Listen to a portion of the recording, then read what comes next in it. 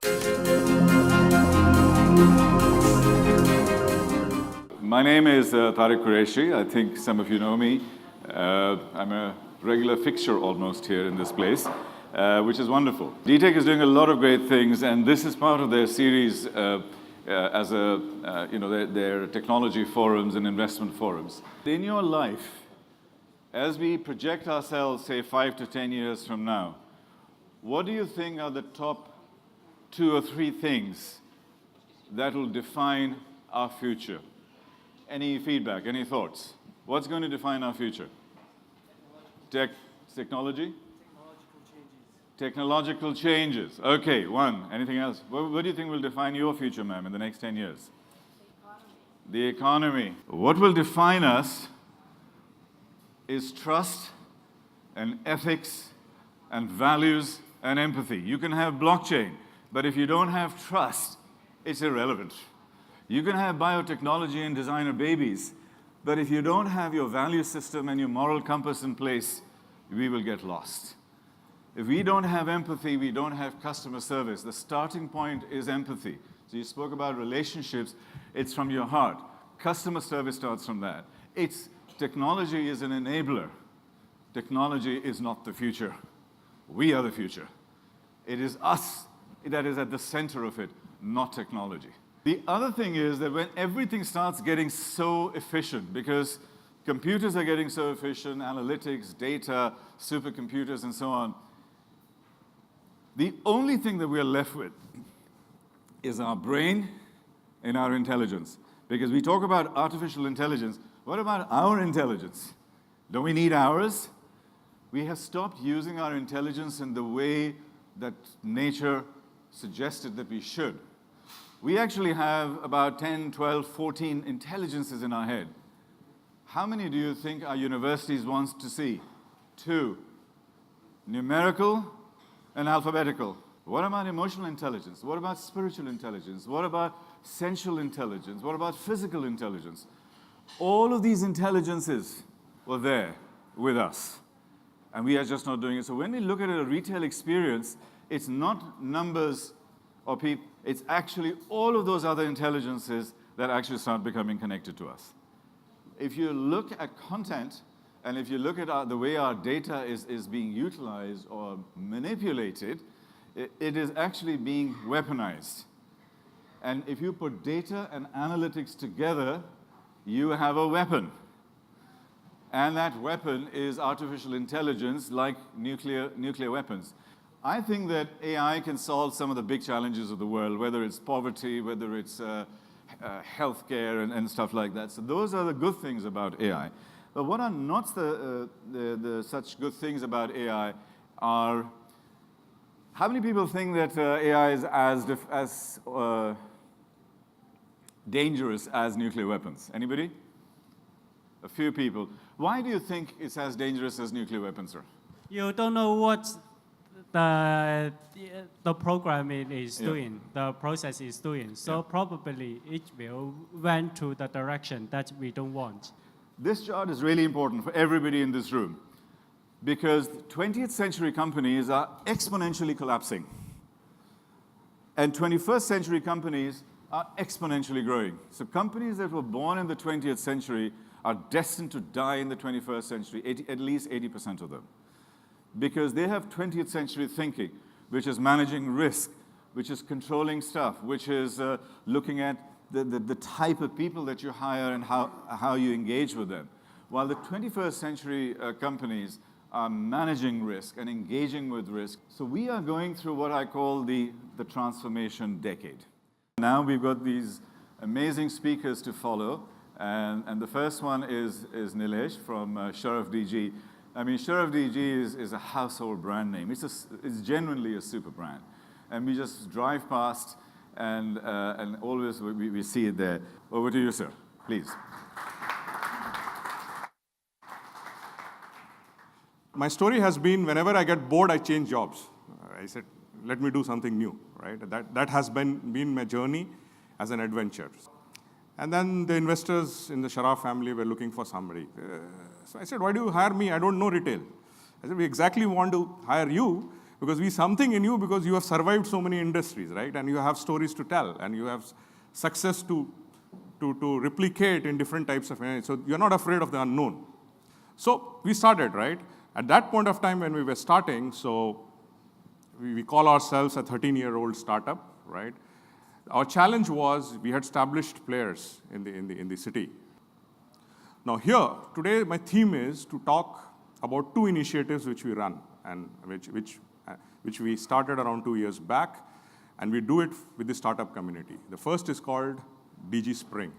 Now DG Spring is an initiative where we work with startups and we try to co-create a technology, right? It can be a technology which can be used inside retail or for SMBs, or if you have a product, then it moves into a concept called Solution Bar. How we work? We co-create and implement for Sharaf DG, and we'll show you case studies of what we have done. So basically, we open our infrastructure in terms of customers, in terms of our physical stores, in terms of our technology, in terms of our processes, and then see how the startup technology can be customized, can be fine-tuned, can be refined, and then finally can be commercialized. Discovery, okay? So that's how we started our journey of retail as a service, and we named it Solution Bar. Now this is the Times Square store, right? Where you see a table near the Samsung sign. We have kept the table there, where we have all these products from startups and makers from all over the world coming there, right? And this is the journey of our retail as a service, where what we do is we showcase a product. That means what we are saying is, when you manufacture and when you scale up and when you enter the retail store, don't become just a product on the shelf, because your products won't fly. Because you need customers who are early adopters. You need customers who are willing to experiment a new idea or a new technology. So it has to be showcased. And Dubai is the right place to bring your products into the retail store because, as you know, Dubai is multicultural. You have more than, God knows, we keep claiming 150, 200 or whatever nationalities who stay here, right? Okay, so it's a good, and that is why globally products or the makers are getting interested to test market their products in Dubai, because we are able to give them the feedback from audience or from consumers of different nationalities, right? Which they will never get it in other parts of the world. So that's my story. Let's make it work. We are open. My colleague Anand is here. I've given his timetable. So he is a part of DG Spring and Solution Bar, and we want to work together with you guys. All of you are welcome. Wishing you all the best. Thank you.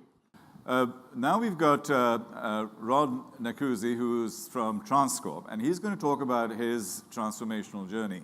So as transformation and his entrepreneurial journey. Please, Rod, over to you, sir. Good morning, ladies and gentlemen. Thank you, Tariq, for facilitating this session.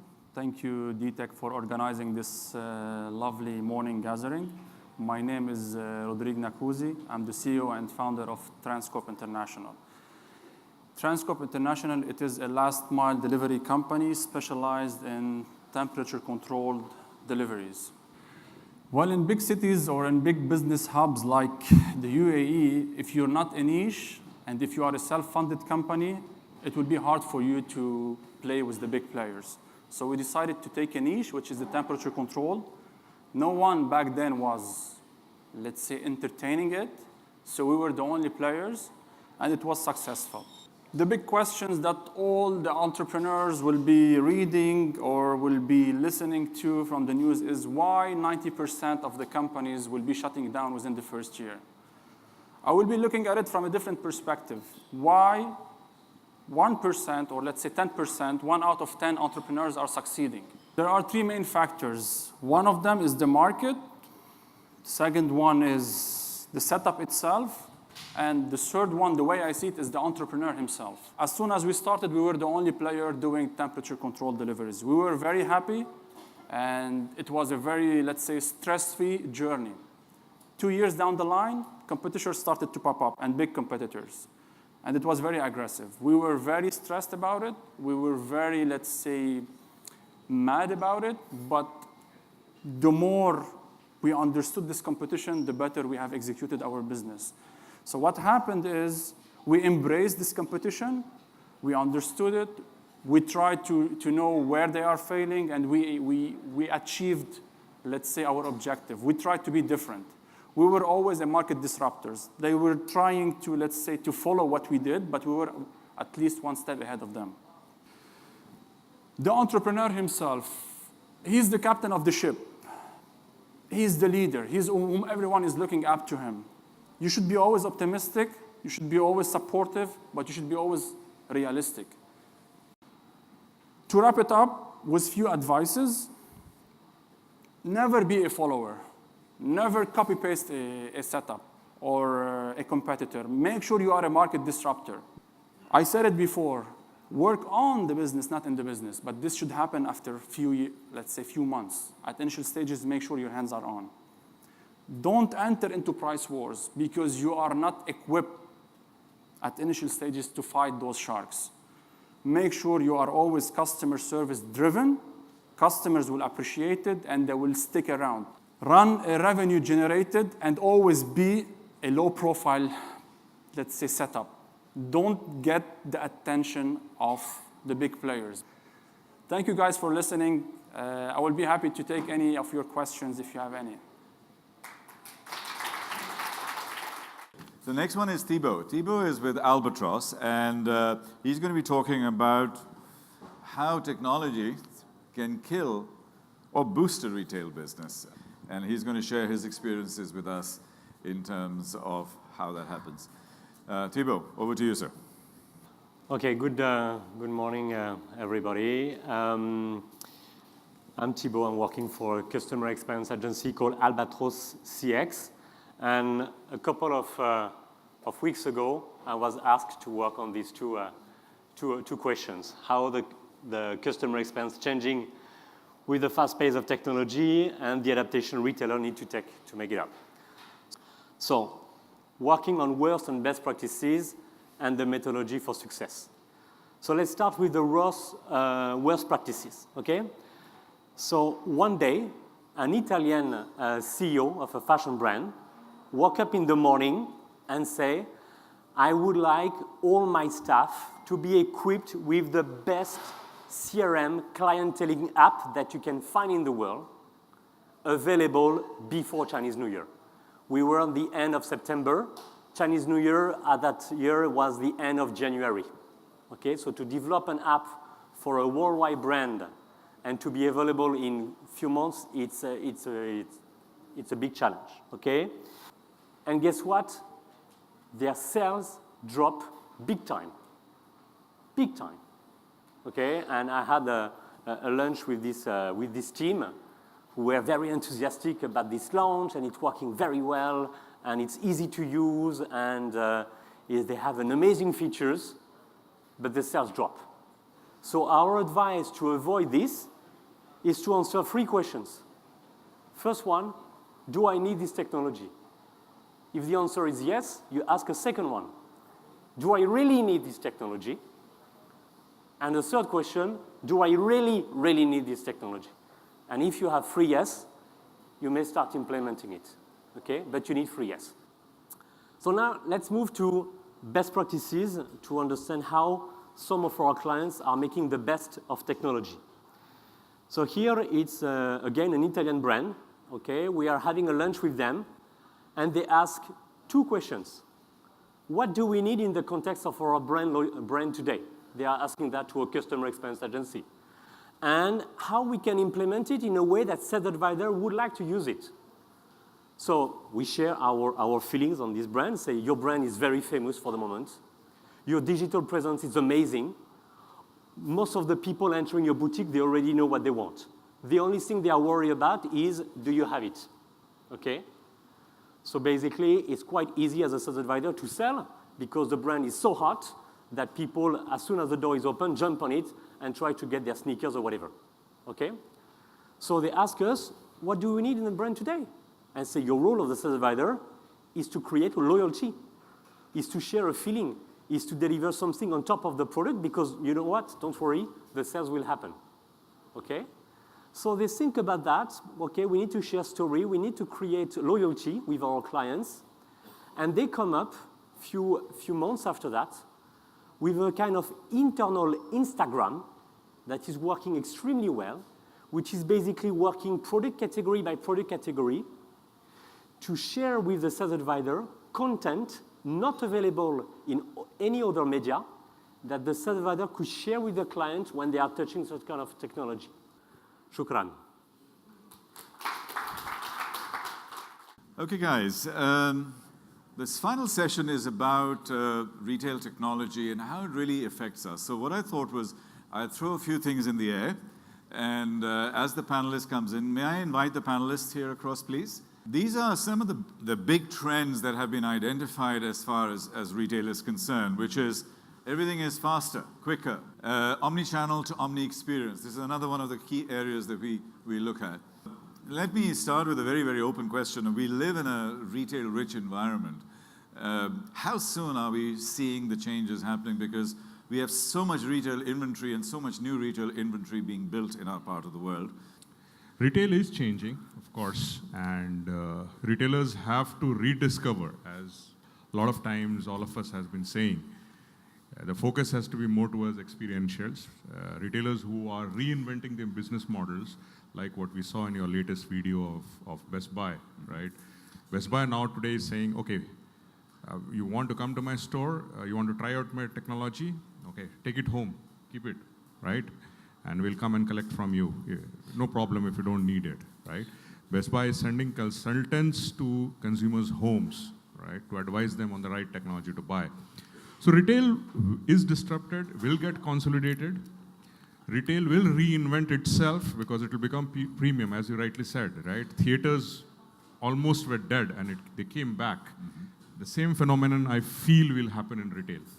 Can you explain what an omni-channel experience is, please? When we speak about omni-channel, that practically means that a store, a retail has to give an experience across all kind of channels, which could be digital, physical, or experiential, could be social media as well. That's where a retail has to touch base with all its customers, and the encompassing thing is called omni-channel retail. Thank you. We'll look at the overall supply chain, because there are a lot of engineers in this group. So how are we, this is an entrepreneurial environment, a startup environment.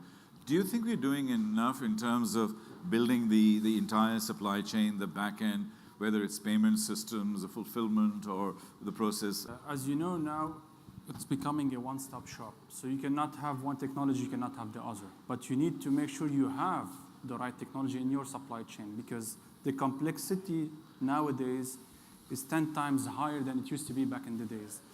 The Internet of Things was always implemented in the logistics, but nowadays, for example, you're retaining an inventory of 20, 30,000 SKUs. Back in the days, you had few players only who had that much inventory. So if you are not well equipped, if you don't have the right technology, if you didn't do a proof of concept for it, it's better not to implement it. This is how I see it. One of them which keeps coming up is the word shared economy.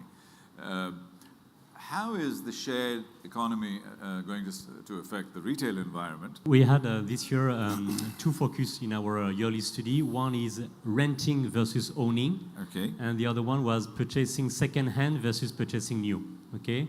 And the results we had all over the world was pretty spread out by nationality. Okay. For example, Chinese, they will not like purchasing second-hand. It gives bad luck. They are afraid to purchase from dead people. Brings bad luck.